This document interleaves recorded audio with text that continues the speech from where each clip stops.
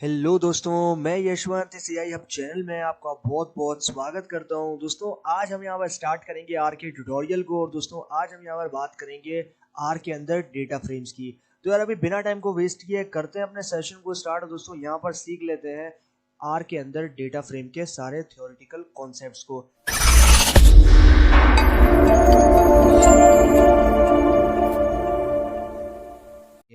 तो सबसे पहले आप यहाँ पर देख रहे हो, हमारे लिए ये जानना ज़रूरी है कि ये डेटा फ्रेम होता क्या है। अगर आप यहाँ पर बिलोंग करते हो डेटा साइंस की फील्ड से, या फिर कभी आपने डेटा के बारे में सुना है या फिर डेटा को कभी ना कभी आपने देखा होगा अलग अलग फॉर्म्स में, तो आपको शायद पता हो कि डेटा फ्रेम क्या होता है। लेकिन अगर आपको यहाँ पर मालूम नहीं है कि डेटा फ्रेम क्या होता है, तो हम लोग यहाँ पर अभी ये डिस्कस करने वाले हैं कि डेटा फ्रेम क्या होता है, यानी कि what is a data frame.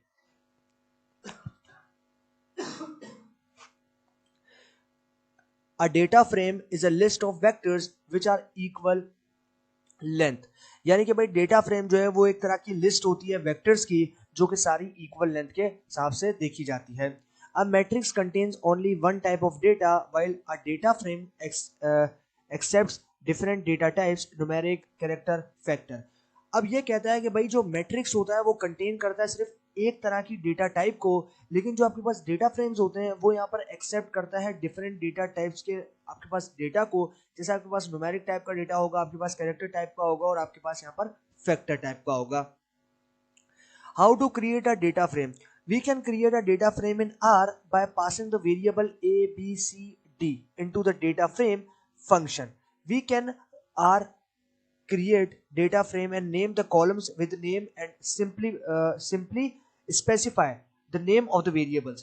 यानी कि ये कह रहा है कि भाई हम लोग एक डेटा फ्रेम को आर के अंदर क्रिएट कर सकते हैं कुछ वेरिएबल्स को पास करने, जैसे कि A B C D data frame function के साथ। मतलब कोई अगर आपको यहाँ पर वर्चुअल डेटा फ्रेम या आपको एक रैंडम डेटा फ्रेम बनाना है, तो आपको यहाँ पर आर में डेटा फ्रेम फंक्शन का यूज करना है और इससे जो है आप बड़े ही आराम से डेटा फ्रेम को बना पाएंगे। उसके बाद कहता है we can R create data frame and name the columns with name and simply specify the name of the variables. उसके बाद अगर आपको यहाँ पर डेटा फ्रेम का नाम को जो है वो स्पेसिफाई करना है, तो उसके लिए आपको यहाँ पर नेम फंक्शन का यूज करना है और आप जो उससे अपने वेरिएबल को जो है वो नाम स्पेसिफाई कर सकते हैं अपने वेरिएबल का, कि क्या नाम आप जो है उस डेटा फ्रेम को किस वेरिएबल में किस ऑब्जेक्ट में जो है आप उसको स्टोर करवाना चाहते हैं। अब यहाँ पर आपको एग्जांपल दे दी गई, आप यहाँ देख रहे हो डेटा डॉट फ्रेम। उसके बाद आप यहाँ देख रहे हो हमारे पास वो वेरिएबल है, वो ऑब्जेक्ट है जिसमें आपने डेटा फ्रेम को बनाकर स्टोर करवाया है, जिसका नाम दे दिया है डीएफ यानी कि डेटा फ्रेम। उसके बाद आ जाएगा string as factor is equal to true. अब ये जो स्ट्रिंग एज फैक्टर्स वाला जो आपके पास यहाँ पर एट्रीब्यूट है, ये एट्रीब्यूट क्या बता रहा है? ये एट्रीब्यूट बता रहा है कि जो स्ट्रिंग्स है ये फैक्टर की तरह कंसीडर करो। और हमने यहाँ पर ट्रू सेट किया, जो कंडीशन दी है वो ट्रू दी। क्यों दी है? क्योंकि हमें ये जो कंडीशन है ये इंप्लीमेंट करनी है। अगर हमें इंप्लीमेंट नहीं करनी होती तो हम यहाँ पर जो है वो फॉल्स को असाइन करते हैं। उसके बाद आप यहाँ देख रहे हो arguments. df it can be a matrix to convert as a data frame or a collection of variables to join। यानी कि ये कहता है भाई एक मैट्रिक्स जो है वो आप कन्वर्ट कर सकते हो डेटा फ्रेम में, और वो जो कलेक्शन ऑफ यानी कि जो बहुत सारे वेरिएबल्स का कलेक्शन है उसको साथ आप यहाँ पर ज्वाइन कर सकते हो। उसके बाद हमें कहता है string as factors convert string to factor by default.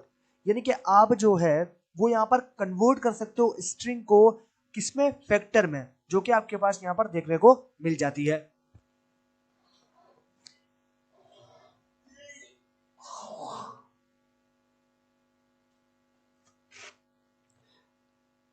Okay भाई, तो ये हमारे पास हो गए डेटा फ्रेम के कॉन्सेप्ट। अभी हम लोग देखते हैं कुछ और कॉन्सेप्ट्स को। तो यहां पर आप देख रहे हो मेरे पास यहां पर आ गया we can create a data frame in R for our first data set by combining 4 variables of same length. यानी कि यह हमें कह रहा है कि भाई आप जो है यहाँ पर क्रिएट कर सकते हो आर के अंदर डेटा फ्रेम को, जिसमें आपके पास जो डेटा होगा उसको आप 4 वेरिएबल्स में कंबाइन कर सकते हो सेम लेंथ के साथ में। अब आप यहाँ पर देख रहे हो एग्जाम्पल में कि यहाँ पर जो है सबसे मैंने लगा दिया कमेंट, जिसमें मैंने यहाँ पर लिख दिया create A B C D variables. उसके बाद मैंने यहाँ पर आप देख रहे हो वेरिएबल्स को सबको जो है वो यहाँ पर बना दिया है।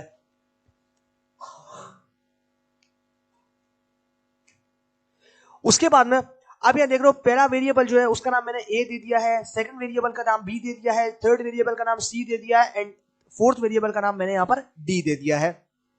उसके बाद में आप यहाँ पर जो एरो का साइन देख रहे हो, ये आपके पास आता है ग्रेटर देन और हाइफन, जिसको हम सिंपली भाषा में जो है वो असाइनमेंट ऑपरेटर भी कहते हैं। तो ये जो है ये असाइनमेंट ऑपरेटर के तौर पे आर प्रोग्रामिंग में यूज किया जाता है। उसके बाद आप यहाँ पर देख रहे हो सी, तो ये सी जो है ये सी बेसिकली कॉन्केटिनेशन ऑपरेटर है। और दोस्तों ये कॉन्केटिनेशन ऑपरेटर इसलिए यूज करते हैं ताकि हम जो है वो सारी वैल्यूज को कॉन्केटिनेट कर सकें, एक साथ में रख सकें। तो आप यहाँ देख रहे हो मेरे पास जो ए वाला वेरिएबल है उसमें मैंने यहाँ पर स्टोर करवाई है न्यूमेरिक डेटा को। मेरे पास जो सेकंड वाला वेरिएबल है बी, इसमें मैंने स्टोर करवाया है यानी कि स्ट्रिंग को, यानी कि कैरेक्टर को आर के पर्सपेक्टिव से अगर देखें तो। उसके बाद हमारे पास आ जाता है यहाँ पर बुलियन, लेकिन आर के पर्सपेक्टिव से देखें तो हमारे पास लॉजिकल रहेगा। और उसके बाद हमारे पास यहाँ पर डी।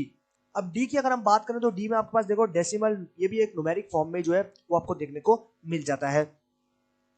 अब हम क्या करेंगे, join the variables to create a data frame.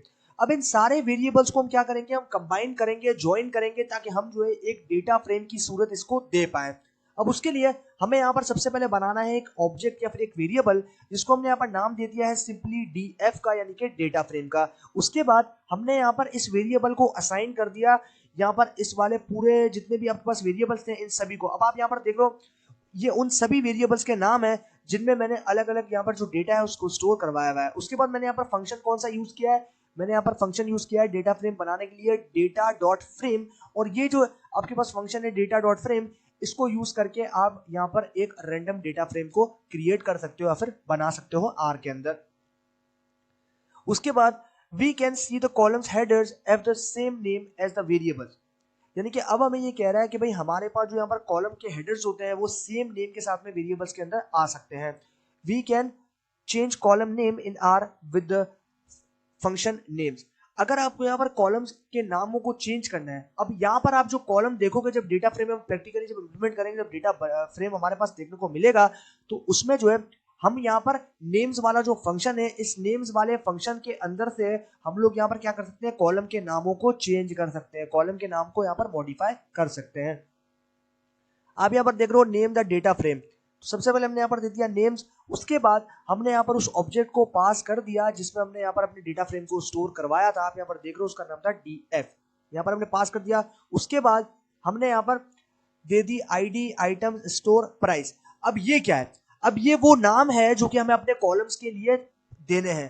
पहले हमने यहाँ पर कॉलम्स के नाम क्या दिए थे, पहले हमारे पास कॉलम के कोई भी नाम नहीं थे, लेकिन अभी हम अपने डेटा फ्रेम को यहाँ पर कॉलम के नाम देंगे। पहले कॉलम में आपके पास पहले कॉलम का नाम होगा आईडी, सेकंड कॉलम का नाम होगा आइटम्स, थर्ड कॉलम का नाम होगा स्टोर एंड फोर्थ कॉलम का नाम होगा आपके पास प्राइस।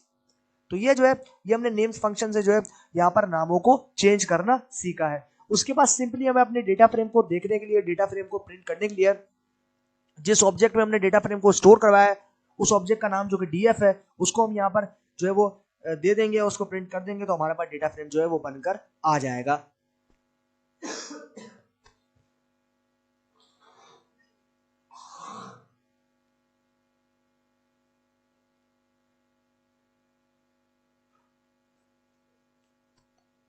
ओके, तो ये हमारे पास होगा यहाँ पर डेटा फ्रेम के कॉन्सेप्ट। अभी हम लोग यहाँ पर देखेंगे प्रिंट द स्ट्रक्चर। अगर आपको यहाँ पर डेटा फ्रेम का जो स्ट्रक्चर है वो अगर आपको यहाँ पर देखना है तो आपको यहाँ पर स्ट्रक्चर यानी कि str मेथड का यूज करना पड़ेगा। और ये जो str फंक्शन है ये आपका क्या करेगा, ये आपकी हेल्प करेगा आपके डेटा फ्रेम का स्ट्रक्चर देखने के लिए। तो हमने यहाँ पर सिंपली स्ट्रक्चर फंक्शन को यूज किया str। उसके बाद हमने यहाँ पर पास कर दिया वेरिएबल को जो कि है डेटा फ्रेम यानी कि df। उसके बाद जो है हमारे पास जैसे हम एग्जीक्यूट करेंगे तो हमारे पास जो है यहाँ पर आंसर आ जाएगा, यानी कि हमारा स्ट्रक्चर जो है डेटा फ्रेम का वो हमारे सामने निकल कर आ जाएगा। तो ये कॉन्सेप्ट हो गए कि किस तरीके से हम एक डेटा फ्रेम को क्रिएट कर सकते हैं, किस तरीके से कॉलम्स के नाम को दे सकते हैं और किस तरीके से हम उसके स्ट्रक्चर को चेक कर सकते हैं। अब हम लोग यहाँ पर आ जाते हैं स्लाइसिंग के ऊपर। Slice data frame. It is possible to slice values of a data frame. We select the rows and columns to return into bracket preceded by the name of the data frame.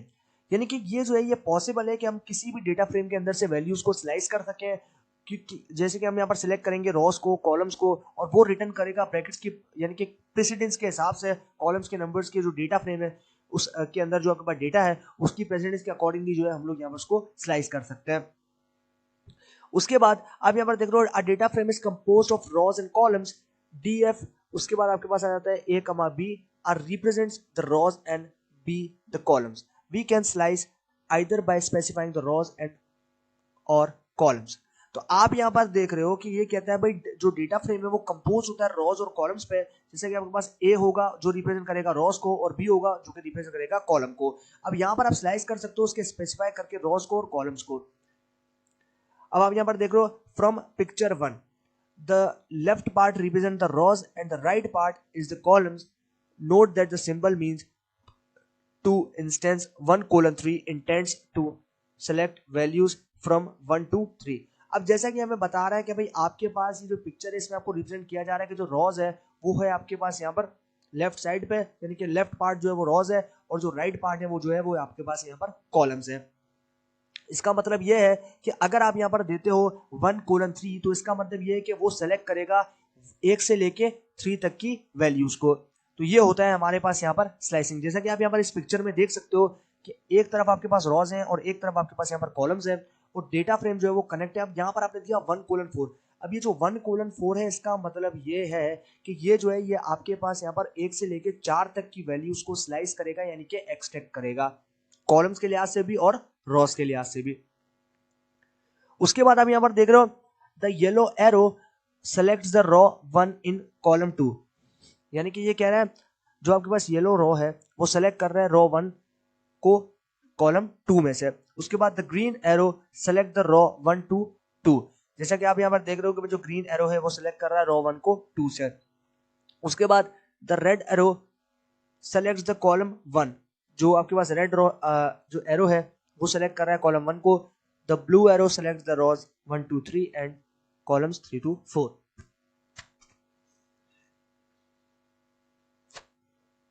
और जो आपके पास यहाँ पर रोज है वो कर रहा है 1 2 3 एंड कॉलम्स कर रहा है 3 to 4।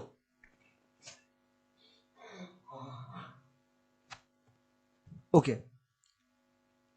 Note that if we left part blank R will select all the rows by analogy. If we let the right part blank R will select all the columns. यानी कि ये हमें कह रहा है कि भाई अगर आप यहाँ पर किसी भी पार्ट को छोड़ दो, ब्लैंक छोड़ देते हो तो R जो है वो ऑटोमेटिक सारी रोज को सेलेक्ट कर लेगा और यहाँ पर जो आपके पास राइट वाला पार्ट है वो रहेगा ब्लैंक, लेकिन यहाँ पर R जो है वो सारे कॉलम्स को यहाँ पर सेलेक्ट कर लेगा। ओके, तो यहाँ पर जो है हमारे पास जो है यहाँ पर देखने को मिल गया सेलेक्ट रॉ 1 इन कॉलम 2। अब यहाँ पर हम लोग सेलेक्ट कर रहे हैं रॉ 1 को कॉलम 2 के अंदर से। कॉलम 2 कौन सा है हमारे पास? आइटम्स वाला। आप देख रहे हो कॉलम 2 जो है वो हमारे पास आइटम्स वाला है। अब यहाँ पर इस पिक्चर में अगर आप देखो तो आपके पास यहाँ पर देखने को मिलेगा कि हम जो है वो यहाँ पर आइटम्स वाला जो कि सेकंड कॉलम है और यहाँ पर रॉ कौन सी है? रॉ जो है वो हमारे पास यहाँ पर फर्स्ट है। आप देख रहे हो फर्स्ट रॉ सेकंड कॉलम, ये फर्स्ट रॉ है और ये सेकंड कॉलम है, ठीक है। इसमें से जो है हम लोग यहाँ पर स्लाइस करेंगे। उसी तरीके से सिमिलरली आप यहाँ पर देख रहे हो जो ये आपके पास ब्लू वाली ये कह रही है सेलेक्ट रॉ 1 to 2। अब आप देख रहे हो यहाँ पर कि इसमें जो रॉ है वो आपके पास 1 है और जो कॉलम है वो 2 है, यानी कि आप यहाँ पर देख रहे हो कि जो रॉ 2 है वो देख रहे हो आप यहाँ पर कि 1 2, यानी कि 2 रॉज है आपके पास, रॉ 1 2 2, यानी कि एक रॉ से लेके दूसरी रॉ तक आप देख रहे हो दोनों रॉ जो है हमने यहाँ पर सेलेक्ट कर दी। इसका मतलब 1:2 जो वैल्यूज है वो आएंगी। उसी तरीके से आप यहाँ पर रेड में देखो तो सेलेक्ट कॉलम 1। अब हम लोग यहाँ पर क्या कर रहे हैं? सेलेक्ट कर रहे हैं कॉलम 1 को। अब यहाँ पर आप देख रहे हो स्क्वायर ब्रैकेट्स में मैंने यहाँ पर 1 से पहले कमा दिया। मैंने कमा क्यों दिया? मैंने कमा इसलिए दिया है क्योंकि यहाँ पर जो है आर का जो इंटरप्रेटर है वो यहाँ पर ये समझे कि हाँ ये जो है हम लोग को स्लाइस करना है, अदरवाइज ये जो है इसको एग्जीक्यूट करके आगे चला जाएगा और यहाँ पर जो हमें कोई रिजल्ट देखने को नहीं मिलेगा। उसके बाद हमारे पास यहाँ पर आ जाता है ब्लू वाला एरो। अब यहाँ पर इस ब्लू वाले एरो को देखो तो इसके अंदर जो है ये कहता है select row 1 to 3 and columns 3 to 4। इसके अंदर हमारे पास जो रॉ है वो 1 से लेके 3 तक जो है वो हमें यहाँ पर सेलेक्ट करनी है और कॉलम जो है वो 3 से लेके 4 तक हमें यहाँ पर सेलेक्ट करने हैं, यानी कि 3 और 4 कॉलम सेलेक्ट करना है और यहाँ पर एक 1 2 3 जो है वो आपके पास यहाँ पर रॉ सेलेक्ट करनी है। तो इसी तरीके से हमने यहाँ पर दे दिया 1:3, यानी कि आपके पास 1 से लेके 3 तक रॉज आएंगी और 3:4 यानी कि 3 से लेके 4 तक जो है आपके पास यहाँ पर कॉलम्स आएंगे। तो इस तरीके से जो है हम लोग यहाँ पर इसमें स्लाइसिंग कर लेते हैं। उसके बाद अभी हम लोग यहाँ पर आते हैं और यहाँ पर आप देख रहे हो एग्जाम्पल्स में we can run the code in the console select row 1 in column 2। अब यहाँ पर आप देख रहे हो ये कह रहा है सेलेक्ट करना है रॉ 1 को कॉलम 2 के अंदर, यानी कि कॉलम 2 में। अब देख लो DF ये मेरे ऑब्जेक्ट का नाम है जिसमें मैंने डेटा फ्रेम को स्टोर करवाया था, आपको याद होगा। उसके बाद मैंने यहाँ पर ले लिया स्क्वायर ब्रैकेट्स को और यहाँ पर मैंने दे दिया 1,2, यानी कि ये जो आपके पास पहला वाला नंबर है ये किसको रिप्रेजेंट कर रहा है, ये रिप्रेजेंट कर रहा है रो को, और ये जो नंबर है ये रिप्रेजेंट कर रहा है कॉलम को, जैसा कि आप यहाँ पर देख पा रहे हो। उसी तरीके से सिमिलरली हम नीचे आते हैं, तो नीचे आप यहाँ पर देख रहे हो कि सेलेक्ट रोज 1 to 2, आप यहाँ पर देख रहे हो मेरे पास वही सेम ऑब्जेक्ट है। उसी तरीके से मैंने यहाँ पर स्क्वायर ब्रैकेट्स लिया और यहाँ पर मैंने दे दिया 1:3। अब इसके क्या कहता है, सेलेक्ट रोज 1 to 2, यानी कि हमारे पास यहाँ पर एक से दो रोज जो है, यानी कि एक ही कॉलम में से दो रोज को हमें लेना है। तो आप यहाँ देख रहे हो 1:2, यानी कि एक ही कॉलम में से दो रोज को सिलेक्ट करना है। उसी तरीके से आप यहाँ देख रहे हो सेलेक्ट कॉलम 1। अब सेलेक्ट कॉलम 1 में अब ये चीज यहाँ पर समझने वाली है कि आप यहाँ पर देख रहे हो मैंने यहाँ पर जो 1 है उसके पहले कॉमा दिया है। अब ये जो कॉमा मैंने दिया है ये इसलिए मैंने दिया ताकि ये जो है ये यहाँ पर एक कॉलम को सेलेक्ट कर सके।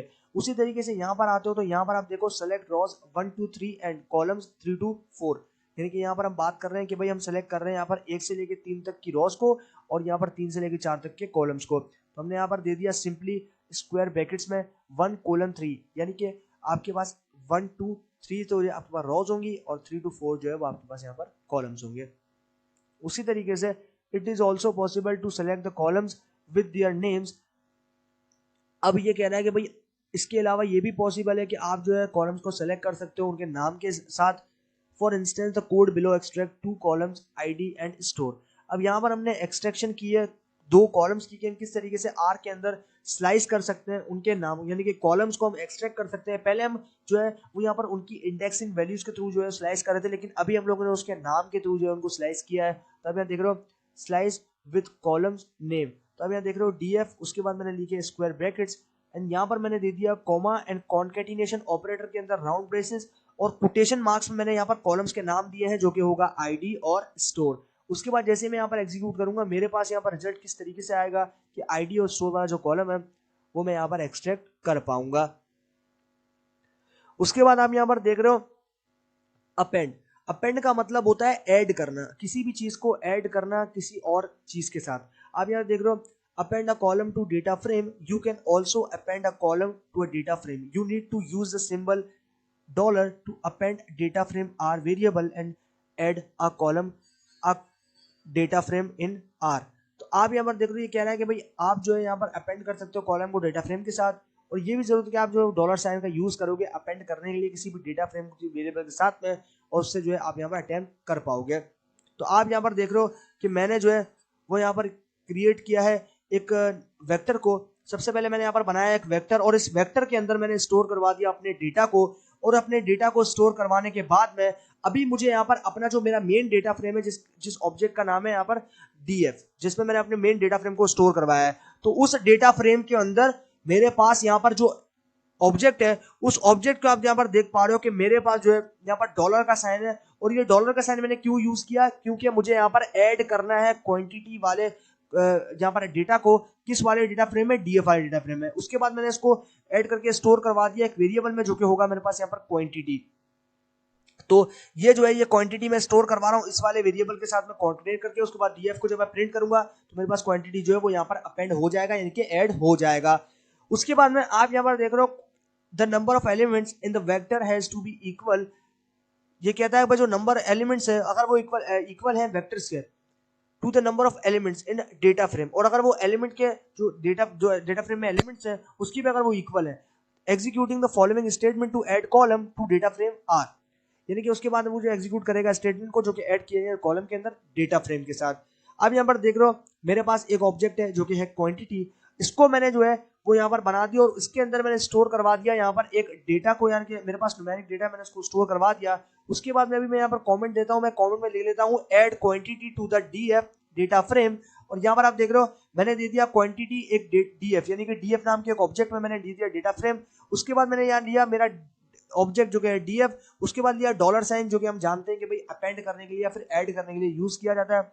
तो मैंने जो है क्वांटिटी को ऐड किया, स्टोर करवा दिया एक वेरिएबल में जो कि है क्वांटिटी। उसके बाद आप यहाँ पर देख रहे हो we want to return only the items with price above 10 we can do, यानी कि ये हमें कह रहा है भाई अगर आप यहाँ पर रिटर्न करना चाहते हो आइटम्स को प्राइस, यानी कि आप उस आइटम को देखना चाहते हो जिसकी प्राइस जो है वो यहाँ पर 10 से ज्यादा है तो उसको जो है आप यहाँ पर देख सकते हो। तो हम यहाँ देख रहे हैं सेलेक्ट प्राइस अबव 5 सबसेट, उसके बाद हमारे ऑब्जेक्ट का नाम, एंड देन हमें जो है यहाँ पर लेना है सबसेट एट्रीब्यूट को और उसमें प्राइस वाले कॉलम के अंदर एक कंडीशन देनी है कि प्राइस, उसके बाद हमें देना है यहाँ पर ग्रेटर देन 5। तो उसके बाद जैसे हम एग्जीक्यूट करेंगे तो हमारे पास जितने भी आपके पास नंबर्स होंगे ऐसे, यानी कि जितनी भी ऐसी प्राइसेस होंगी जो कि 5 से बड़ी होंगी या फिर 10 से बड़ी होंगी, तो वो जो है वो हमारे पास यहाँ पर देखने को मिल जाएगी। उसी तरीके से आप यहाँ पर देखो select a columns of a data frame. Sometimes we need to store a column of a data frame for future use or perform operation on a column. We can use the dollar sign to select the column from a data frame. अब यहाँ पर देख लो sometimes हमें ये कहता है कि ऐसा होता है कि भाई आप जो है जरूरत होती है कि स्टोर करवाए कॉलम को डेटा फ्रेम के अंदर, और यहाँ पर फ्यूचर में उसको आप यूज भी कर सकते हैं, उसके ऊपर कोई ऑपरेशन जो है वो परफॉर्म कर सके। तो आप जो है यहाँ पर डॉलर वाले साइन को यूज करते हो किसी भी कॉलम को सेलेक्ट करने के लिए डेटा फ्रेम के अंदर से। तो आप यहाँ पर देख रहे हो सेम हमने वही तरीका लिया, सेलेक्ट द कॉलम आईडी। हम यहाँ पर आईडी वाले कॉलम को सेलेक्ट कर रहे हैं और पहले हमें उस वेरिएबल को देना है, यानी कि पहले हमें उस वेरिएबल को, उस ऑब्जेक्ट को देना है जो कि हमारे मेन डेटा फ्रेम का है। उसके बाद हमें जिसको सेलेक्ट करना है, उसके बाद डॉलर साइन, उसके बाद हमें उस कॉलम का नाम देना है जिसको हमें सेलेक्ट करना है। हमने आईडी वाले कॉलम को सेलेक्ट किया, हमने यहाँ पर आईडी वाले कॉलम का नाम दे दिया। उसके बाद हम यहाँ दे रहे हैं subset a data frame. In the previous section, we selected an entire column without condition. यानी कि हमें कह रहा है भाई अगर आपको यहाँ पर प्रीवियस सेक्शन देखो तो उसमें हमने सेलेक्ट किया था एंटायर कॉलम्स को विदाउट कंडीशन, किसी भी कंडीशन के बगैर जो है हमने इस कॉलम्स को सेलेक्ट किया था। It is possible to subset based on whether और not a certain condition was true. यानी कि अगर आपके पास सबसेट जो है वो बेस्ड होता है वेदर, मतलब कंडीशन अगर आपके पास ट्रू होती है फॉल्स होती है, उस हिसाब से जो है आपके पास जो है वो रिजल्ट यहाँ पर प्रोवाइड कर देगा। उस तरीके से आप देख रहे हो सबसेट वाला फंक्शन है उसको हमें यूज कर लिया, अपने वेरिएबल थी और कंडीशन प्रोवाइड कर दी। उसी तरीके से X data frame use to perform the subset, और कंडीशन जो है वो करेगा डिफाइन द कंडीशनल स्टेटमेंट। ये होते हैं हमारे पास यहाँ पर, ये जो है वो किस तरीके से हम यहाँ पर अपेंड कर सकते हैं डॉलर सिंबल्स को किसी भी कॉलम्स को किसी भी डेटा फ्रेम के साथ में। तो फाइनली थ्योरेटिकल कॉन्सेप्ट्स तो हो गए हमारे यहाँ पर कंप्लीट इसी आर के अंदर डेटा फ्रेम के। अभी टाइम है इसको प्रैक्टिकल इंप्लीमेंट करने का आर स्टूडियो में। तो अभी हम लोग चलते हैं आर स्टूडियो में और दोस्तों इसको प्रैक्टिकल इंप्लीमेंट करके देख लेते हैं अपने आर स्टूडियो में और देखते हैं कि हमारे पास इसका रिजल्ट जो है वो यहाँ पर क्या देखने को मिलता है। तो चलते हैं अभी आर स्टूडियो में दोस्तों इंप्लीमेंट करके इनको प्रैक्टिकली। ओके गाइस, तो हम लोग आ चुके हैं भाई अपने आर स्टूडियो में और अभी जो है हम लोग यहाँ पर जो भी थ्योरेटिकल कॉन्सेप्ट्स अभी हमने समझे हैं उसको अभी हम लोग यहाँ पर प्रैक्टिकली इंप्लीमेंट करेंगे ताकि आप लोगों के जहनों में जो भी यहाँ पर डाउट्स हो वो सारे हो जाएं एकदम क्लियर। तो भाई सबसे पहले हमें यहाँ पर डेटा फ्रेम बनाना है, तो डेटा फ्रेम बनाने से पहले हमें यहाँ पर वेरिएबल्स को बनाना पड़ता है आर में। तो यहाँ पर मैं कमेंट जो है वो यहाँ पर लगा देता हूँ और यहाँ पर जो है उस कमेंट के अंदर मैं यहाँ पर सिंपली पुट लिख देता हूँ क्रिएट अ वेरिएबल्स। अब यहाँ पर जो वेरिएबल्स होंगे उनके नाम जो है वो मैं यहाँ पर मेंशन नहीं करूंगा, मैं यहाँ पर सिंपली लिख दूंगा क्रिएट अ वेरिएबल। उसके बाद हम लोग एंटर प्रेस करेंगे और जैसे हम एंटर प्रेस करेंगे आप यहाँ पर देख रहे हो जो कमिट है वो यहाँ पर स्किप हो गया और एग्जीक्यूशन आगे बढ़ गई। अब सबसे पहले हम लोग यहाँ पर एक वेरिएबल बनाएंगे जिसको हम यहाँ पर नाम दे देंगे ए का। उसके बाद लेंगे भाई असाइनमेंट ऑपरेटर एंड देन उसके बाद लेंगे कॉन्केटिनेशन ऑपरेटर और उसके बाद हम लोग यहाँ पर कुछ वैल्यूज जो है वो इसमें स्टोर करवा देंगे। ओके, तो हमने जो है 10, 20, 30 एंड 40 जो है हमने यहाँ पर इसको अंदर जो है वो स्टोर करवा दिया। अभी जो है हम लोग करते हैं एंटर, तो ये हमारा पहला वेरिएबल सक्सेसफुली बन गया। अब इसी तरीके से हम सेकंड वेरिएबल लेते हैं जिसको हम यहाँ पर नाम दे देते हैं बी का और हम लोग जो असाइनमेंट ऑपरेटर यूज करेंगे एंड देन यहाँ पर कॉन्केटिनेशन ऑपरेटर और उसके बाद हम जो है अब इसमें कुछ कैरेक्टर टाइप्स की जो आपके पास यहाँ पर डेटा है वो दे देंगे। तो यहाँ पर हम सबसे पहले दे देते हैं बुक, यहाँ पर मैं दे देता हूँ बुक। उसके बाद मैं यहाँ पर दे देता हूँ पेन एंड देन मैं यहाँ पर दे देता हूँ text book. Okay, and then मैं यहाँ पर दे देता हूँ पेंसिल, पेंसिल केस। ओके, देखता हूँ पेंसिल केस। ओके, तो यहाँ पर मैं दे दिया पेंसिल केस। उसके बाद अभी हम लोग यहाँ पर सिंपली पुट एंटर को प्रेस करते हैं। ओके भाई, तो जैसे हमने एंटर को प्रेस किया हमारे पास जो सेकंड वाला वेरिएबल है वो भी यहाँ पर बनकर आ गया है।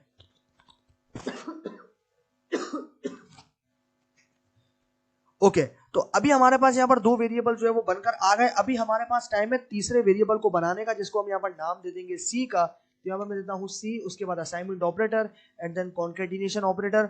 उसके बाद में मैं यहाँ पर दे देता हूँ कंडीशंस वैल्यूज, यहाँ पर मैं दे दूंगा ट्रू, दे दूंगा फॉल्स, यहाँ पर फिर दे दूंगा ट्रू एंड यहाँ पर दे दूंगा फॉल्स। अब ये चीज आपको यहाँ पर ध्यान में रखनी है, ये जो केस सेंसिटिविटी होती है ना, ये काफी ज्यादा इंपॉर्टेंट होती है प्रोग्रामिंग में। तो अब यहाँ पर आप देख रहे हो जो मैंने यहाँ पर ट्रू फॉल्स लिखा है, ये सारे लेटर्स आप देख रहे हो कैपिटल में लिखा है। अगर मैं यहाँ पर एक भी लेटर स्मॉल में करूँ तो यहाँ पर मेरे पास एरर आ जाएगा। इस चीज को जो है ना आपको यहाँ पर ध्यान में रख के जो है वो स्क्रिप्ट करना है, ठीक है, ये चीज आपको ध्यान में रखनी है। अभी हम लोग यहाँ पर एंटर करेंगे तो हमारा तीसरा वेरिएबल भी जो है वो यहाँ पर सक्सेसफुली बन चुका है। अभी टाइम आता है चौथे वेरिएबल को बनाने का, जो कि होगा हमारे पास डी। मैं इसको जो असाइनमेंट ऑपरेटर यूज करूंगा, कॉन्केटिनेशन ऑपरेटर, एंड देन मैं जो है इसमें कुछ वैल्यूज स्टोर करवा देता हूं 2.5, यहां पर देता हूं 2.5, ओके 2.5, एंड देन उसके बाद मैं यहां पर दे देता हूं 8, एंड फिर मैं दे देता हूं यहां पर 10, एंड देन दे देता हूं यहां पर 7। अभी हम लोग एंटर करते हैं। ओके भाई, तो जैसे ही हमने यहाँ पर एंटर किया, आप यहाँ पर देख रहे हो हमारे पास ये वेरिएबल भी जो है वो बन गया और डेटा हमने इसमें सक्सेसफुली स्टोर भी करवा दिया। तो ये हमारे पास 4 वेरिएबल्स जो है हमने सक्सेसफुली यहाँ पर बना दिया है। अभी हमें यहाँ पर क्या काम करना है, अभी हमें ज्वाइन करना है इन वेरिएबल्स को, ताकि हम डेटा फ्रेम को क्रिएट कर सकें। तो यहाँ पर मैं जो है वो एक कॉमेंट लगा देता हूँ, मैं यहाँ पर लिख देता हूँ ज्वाइन द वेरिएबल्स, मैं यहाँ पर लिख देता हूँ join the variables to create a data frame. Okay, यहाँ पर मैं दे दिया। उसके बाद अभी हम लोग एंटर प्रेस करते हैं, और भाई एंटर प्रेस किया तो हमारा कमेंट जो है यहाँ पर एग्जीक्यूट हो गया और आगे हमें जो है वो मिल गया। अभी हम लोग यहाँ पर अब ये जो डीएफ है, ये डीएफ क्या है, ये डीएफ हमारा वो मेन ऑब्जेक्ट है जिसमें हमने अपने डेटा फ्रेम को बनाकर स्टोर करवाया है। उसके बाद हम लेंगे असाइनमेंट ऑपरेटर, एंड यहाँ पर डेटा फ्रेम को बनाने के लिए डेटा डॉट फ्रेम फंक्शन का यूज करना है। यहाँ पर मैं देता हूँ डेटा डॉट फ्रेम। उसके बाद हमें यहाँ पर इन चारों वेरिएबल्स को ए बी सी और डी, इन चारों को हमें यहाँ पर पास करना है, तो हमारे पास एक डेटा फ्रेम यहाँ पर बनकर आ जाएगा। तो मैं देता हूँ A B C and D. Okay, मैंने यहाँ पर दे दिया। अभी हम लोग यहाँ पर कर लेते हैं एंटर को प्रेस। अभी हमारे पास जो डेटा फ्रेम है वो तो हमारे पास यहाँ पर बन चुका है। अभी अगर हमें इसको देखना है तो सिंपली पुट हमें यहाँ पर प्रिंट फंक्शन का यूज करना पड़ेगा, और हम लोग यहाँ पर प्रिंट फंक्शन का यूज करेंगे और अपने वेरिएबल को दे देंगे जिसमें हमने इस डेटा फ्रेम को बनाकर स्टोर करवाया है। तो आप यहाँ पर देख रहे हो मैंने ये दे दिया है। अभी मैं करता हूँ एंटर। ओके भाई, तो जैसे ही मैंने एंटर किया, आप यहाँ पर देख रहे हो मेरे पास जो यहाँ पर कॉलम्स के नाम है, यानी कि जो मेरे पास वेरिएबल्स नेम थे वो मेरे पास यहाँ पर कॉलम्स नेम बन चुके हैं। तो हमने जो है वो सक्सेसफुली जो है यहाँ पर डेटा फ्रेम को क्रिएट कर लिया, और हमने जो है यहाँ पर डेटा फ्रेम को क्रिएट करके डिफरेंट वैल्यूज भी उनमें देख ली कि हम किस तरीके से प्रिंट आउट कर सकते हैं। अभी टाइम है इनके नाम्स को चेंज करने का। अब आप यहाँ पर देख लो जो पहला कॉलम है, इस पहले कॉलम का नाम ए है, सेकंड कॉलम का नाम बी है, थर्ड कॉलम का नाम आपके पास सी है, और फोर्थ कॉलम का नाम डी है। लेकिन अभी इन कॉलम्स के नाम को हमें चेंज करना है, तो आर के अंदर हमारे पास नेम्स नाम का एक फंक्शन होता है जिसको हम लोग यहाँ पर अभी यूज करने वाले हैं। तो मैं यहाँ पर जो है वो फिर से कॉमेंट लगा देता हूँ ताकि आप लोगों को जो है वो यहाँ पर प्रॉब्लम ना हो। अब ये कॉमेंट मैं इसलिए लगा रहा हूँ ताकि हम लोग जो काम कर रहे हैं वो प्रिसाइजली और एकदम बोलूंगा ना कन्वीनियंट मैनर में आपको समझ आ सके, ताकि आप लोगों को जो बाद में कोई प्रॉब्लम ना हो, कोई कंफ्यूजन ना रहे। तो हम लोग यहाँ पर अभी यूज करेंगे नेम्स फंक्शन को। मैं देता हूँ नेम्स, और उसके बाद जो है अपने मेन ऑब्जेक्ट को जिसमें हमने डेटा फ्रेम को स्टोर करवाया है, डेटा डॉट फ्रेम, जिसमें हमने सारे डेटा फ्रेम को स्टोर करवाया है, जिसका नाम है डीएफ, और ये हमारा मेन वेरिएबल है। उसके बाद हमने लेना है यहाँ पर असाइनमेंट ऑपरेटर, एंड देन उसके बाद हमें लेना है कॉन्केटिनेट ऑपरेटर, और यहाँ पर अभी हमें वो नाम देने हैं जो कि इनके कॉलम्स बनेंगे, यानी कि कॉलम के नाम अभी हमें यहाँ पर प्रोवाइड करने हैं। तो पहला जो है मैं यहाँ पर कॉलम का नाम प्रोवाइड कर देता हूँ आईडी, सेकंड में यहाँ पर प्रोवाइड कर देता हूँ आइटम्स, यहाँ पर मैं दे देता हूँ आइटम्स। ओके, यहाँ पर मैं दे देता हूँ आइटम्स, एंड थर्ड जो है मैं यहाँ पर दे देता हूँ स्टोर, थर्ड में जो है मैं यहाँ पर स्टोर दे देता हूँ, एंड फोर्थ में जो है मैं यहाँ पर दे देता हूँ प्राइस। तो ये जो 4 कॉलम है, इन 4 कॉलम के नाम जो है वो हमारे पास आ चुके हैं। अब यहाँ पर आप डिफरेंस देखोगे जब मैं इसको एग्जीक्यूट करूंगा, तो अभी आप देख रहे हो इनिशियली हमारे पास कॉलम के नाम है ए बी सी और डी, लेकिन अब आप देख रहे हो फर्स्ट कॉलम का नाम जब मैं एग्जीक्यूट करूंगा तो बन जाएगा आईडी, सेकंड कॉलम का नाम बन जाएगा आइटम, थर्ड कॉलम का नाम स्टोर, एंड फोर्थ कॉलम का नाम प्राइस बन जाएगा। अभी जो है हम लोग यहाँ पर करते हैं एंटर। ओके भाई, तो हमने यहाँ पर कर लिया है एंटर। अभी जो है हमारे पास नाम जो है वो इसमें ऐड हो चुके हैं। अभी हम लोग यहाँ पर क्या करेंगे, अभी हम लोग प्रिंट करेंगे दोबारा से अपने डेटा फ्रेम को, ताकि हम ये देख सकें कि हमने जो भी नाम यहाँ पर रखे हैं कॉलम्स के, वो नाम यहाँ पर एकदम आ चुके हैं या नहीं। तो अभी जो है एंटर करते हैं। ओके भाई, तो जैसे ही मैंने एंटर किया, आप यहाँ पर देख लो हमारे पास जो कॉलम के नाम है वो हमने सक्सेसफुली चेंज कर लिया। पहले आप इनिशियल डेटा फ्रेम में देखो तो कॉलम का नाम था ए, सेकंड कॉलम का बी, थर्ड कॉलम का सी एंड फोर्थ कॉलम का डी। लेकिन अब आपके पास देख रहे हो फर्स्ट कॉलम का आईडी जो कि हमने दिया था, सेकंड कॉलम का आइटम जहां पर दिया था store, third and price fourth. Okay, तो ये जो है ये हमारे पास कॉलम के नाम जो है वो हमने प्रिसाइजली जो है वो यहाँ पर चेंज कर लिया। अभी जो है हमें यहाँ पर देखना है अपने डेटा फ्रेम का स्ट्रक्चर। तो स्ट्रक्चर देखने के लिए हमारे पास str फंक्शन है जिसको हम यूज करेंगे और उसमें हमारे ऑब्जेक्ट का नाम जो कि df है उसको हम यहाँ पर पास कर देंगे। उसके बाद एंटर, और जैसे ही हम एंटर प्रेस करते हैं आप यहाँ पर देख रहे हो हमें जो है इसने बता दिया हमारे डेटा फ्रेम के स्ट्रक्चर को, और इस तरीके से जो है हमने यहाँ पर प्रिसाइजली स्ट्रक्चर को भी देख लिया। अभी हम लोग यहाँ पर क्या करेंगे, अभी हम लोग यहाँ पर करेंगे स्लाइसिंग को। अब स्लाइसिंग को करने के लिए मैं यहाँ पर जो है सबसे पहले लगाता हूँ ये कमेंट, ताकि आप लोगों को जो है वो साथ साथ में कमेंट लगा के ये सारी चीजें जो है एक्सप्लेन भी कर रहा हूँ, और साथ साथ जो है वो पता रहे आपको कि हम एग्जैक्टली कर क्या रहे हैं और किस चीज पे जो है अभी हम लोग यहाँ पर प्रेजेंट है, ताकि आप लोगों को जो है ना वो यहाँ पर समझने में इस कोड को कोई प्रॉब्लम ना फेस करनी पड़े। ओके, अभी हमने एंटर कर दिया। उसके बाद ये हमारा मेन ऑब्जेक्ट, एंड देन अभी स्लाइसिंग में आपको ध्यान रखना है ना आपको राउंड ब्रैकेट्स लेने हैं ना आपको कर्ली ब्रैकेट्स लेने हैं, आपको स्क्वायर ब्रैकेट्स लेने हैं। ये चीज आपको यहाँ पर ध्यान में रखनी है। उसके बाद आपको यहाँ पर लेने हैं सिंपली स्क्वायर ब्रैकेट्स। उसके बाद कहां से कहां तक आपको स्लाइसिंग करनी है वो आपको यहाँ पर देखना है। तो मैं यहाँ पर देता हूँ 1:2। अब 1:2 का मतलब है एक रो और 2 कॉलम्स। तो अभी जो है हम लोग यहाँ पर एंटर करते हैं। ओके, तो भाई एक यानी कि फर्स्ट रो सेकंड कॉलम में जो वैल्यूज थी बुक, वो हमारे पास यहाँ पर आ चुकी है। अब यहाँ देख लो हमारे पास जो है वो फर्स्ट रो है और सेकंड कॉलम है, यानी कि फर्स्ट रो और सेकंड कॉलम में आपके पास जो वैल्यू थी बुक, वो आपके पास यहाँ पर प्रिंट हो चुकी है, और हमने जो है इसको यहाँ पर प्रिंट कर दिया है। उसके बाद अभी हम लोग यहाँ पर देखेंगे कुछ और चीजों को। अभी मैं यहाँ पर एक और कमेंट जो है वो यहाँ पर लगा देता हूँ, और हम लोग जो है कुछ और चीजों को जो है वो यहाँ पर देखते हैं। ओके, मैं यहाँ करता हूँ सेलेक्ट रोज 1 2 2। अभी हम लोग यहाँ पर करते हैं एंटर, और उसके बाद यहाँ पर देता हूँ df एंड देन देता हूँ स्क्वायर ब्रैकेट्स, और यहाँ पर दूंगा 1:2। ओके, उसके बाद मैं यहाँ पर दे दूंगा, यहाँ पर मैं दे देता हूँ कमा, एंड देन अभी जो है हम लोग इसको जो है वो एंटर करते हैं। ओके भाई, तो जैसे ही मैंने यहाँ पर एंटर किया आप यहाँ पर देख रहे हो सेलेक्ट रोज 1 2 2, यानी कि आप यहाँ देख रहे हो कि मेरे पास जो है वो यहाँ पर 2 रोज आ चुकी है। मेरे पास जो है वो यहाँ पर 2 रोज आ चुकी है। मैंने यहाँ पर दिया था 2 रोज का कि भाई 2 रोज जो है मुझे, ये आप देख रहे हो फर्स्ट रो और ये आप देख रहे हो सेकंड रो, और ये जो आपको यहाँ पर नंबर्स दिख रहे हैं ये इन नंबर्स को दे रहे हैं। ये जो 1 है ये बता रहा है कि ये पहली रो है, और ये जो 2 आपको यहाँ पर नजर आ रहा है ये बता रहा है कि ये जो है ये दूसरी रो है, यानी कि सेकंड रो है। तो ये चीज भी जो है वो आपको यहाँ पर ध्यान में रखनी है। उसके बाद अभी हम लोग यहाँ पर कुछ और चीजों को जो है वो यहाँ पर देखते हैं। तो अभी जो है मैं यहाँ पर लगा देता हूँ कमेंट वापस से, और यहाँ पर जो है मैं दे देता हूँ सेलेक्ट कॉलम्स 1। अभी मैं कर रहा हूँ सेलेक्ट कॉलम 1 को। उसके बाद यहाँ पर हमारा मेन ऑब्जेक्ट जो कि है df, उसके बाद कमा एंड देन 1। अभी मैं सिर्फ एक कॉलम को सेलेक्ट कर रहा हूँ, एंटर। ओके भाई, तो आप देख रहे हो मैंने एक कॉलम को जो है वो यहाँ पर जितनी भी एक कॉलम में वैल्यूज थी वो सारी मेरे पास यहाँ पर प्रेजेंट हो चुकी है। मेरे आउटपुट में जो है वो मेरे पास यहाँ पर आ चुकी है। अब हम लोग क्या करेंगे, अब हम लोग यहाँ पर सिलेक्ट करेंगे रो 1 से 3 तक और कॉलम्स 3 से 4 तक।